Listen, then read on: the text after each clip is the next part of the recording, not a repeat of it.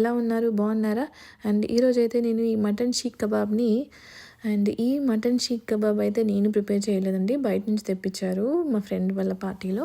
So అది అలా కొంచెం అలా మిగిలిపోయింది. సో ఈ మిగిలిపోయిన షీక్ కబాబ్ని నెక్స్ట్ డేకి ఎలా సేల్ చేద్దామని ఆలోచిస్తున్నాను. సో అలాగే పెడితే ఆల్రెడీ టేస్ట్ చేశారు కాబట్టి పెద్దగా ఎవరికి ఇంట్రెస్ట్ ఉండదు. సో దీన్ని కొంచెం మోడిఫై చేసి పెడదామని ఆలోచిస్తున్నాను. So let's try the modification process of the షీక్ kebab. So అందుకోసం నేను ఈ షీక్ కబాబ్ని చిన్న చిన్నగా ముక్కలుగా కట్ చేసుకొని అండ్ మటన్ ఫ్రై లాగా చేద్దామని అనుకుంటున్నాను. సో అందుకోసం ఒక్కొక్క పీస్ తీసుకొని స్మాల్ చిన్న చిన్న క్యూబ్స్గా కట్ చేసుకున్నాను మొత్తం ఈ షీక్ కబాబ్స్ అన్నింటినీ. అండ్ ఇలా చిన్న చిన్న కట్ చేయడం వల్ల చాలా బాగా ఉడికిపోతుంది అండ్ మనకి కూడా చూడడానికి ఇంకా డిఫరెంట్ వెరైటీ లాగా అనిపిస్తుంది. సో ఇలా కట్ చేసుకొని అండ్ దీనికోసం నేను ఆనియన్ అండ్ కొన్ని గ్రీన్ చిల్లీ కూడా కట్ చేసి పెట్టుకున్నాను. అండ్ ఇలా కట్ చేసుకున్న తర్వాత ఒక ప్యాన్ పెట్టుకొని దాన్ని కొంచెం సేపు వేడి చేసుకొని అండ్ వేడయ్యాక అందులో ఆయిల్ వేసేసుకొని అండ్ సేమ్ అలాగే మనం ఎప్పుడు చేసే ప్రాసెస్ లైక్ జీలకర్ర ఆవాలు వేసుకున్న తర్వాత నేను కొన్ని స్పైసెస్ యాడ్ చేశాను. బగారాకు అండ్ లవంగాలు అండ్ దాల్చిన చెక్క.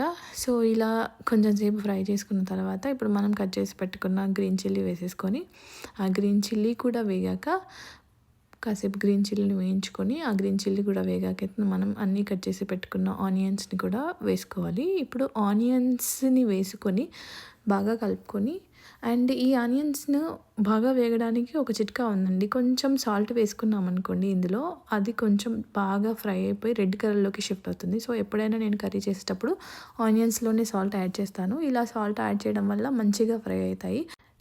ఎప్పుడైనా నాన్ వెజ్ కర్రీస్కి ఆనియన్స్ని ఎక్కువగా రోస్ట్ చేసుకోవాలి. అలా రోస్ట్ అయిన తర్వాత కొంచెం అల్లం వేసేసి దీన్ని ఒక 1 మినిట్ అలా వేయించుకుంటే మనకు అల్లం వాసన అనేది తెలియకుండా ఉంటుంది.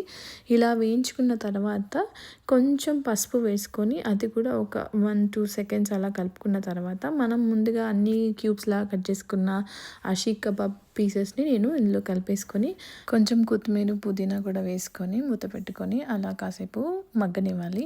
అండ్ ఇలా మూత పెట్టినప్పుడు మనకి కొంచెం అడుగంటుతూ ఉంటాయి. సో వాటిని కొంచెం అలా కలుపుకుంటూ మధ్యలో మూత తీసి అలా ఇలా కలుపుకుంటూ కొంచెం బాగా ఒక 60-70% అలా ఉడకనివ్వాలి. ఇలా మంచిగా ఉడికిన తర్వాత మనకు కావాల్సిన స్పైసెస్ అంటే కొంచెం కారం, కొంచెం ఉప్పు, అంటే మనకి టేస్ట్కి సరిపడా ఎంత కారం అయితే కావాలో అంత కారము అండ్ కొంచెం ఉప్పు వేసుకొని గరం మసాలా కొత్తిమీర వేసుకొని కలుపుకుంటే మన యమ్మీ మటన్ ఫ్రై రెడీ.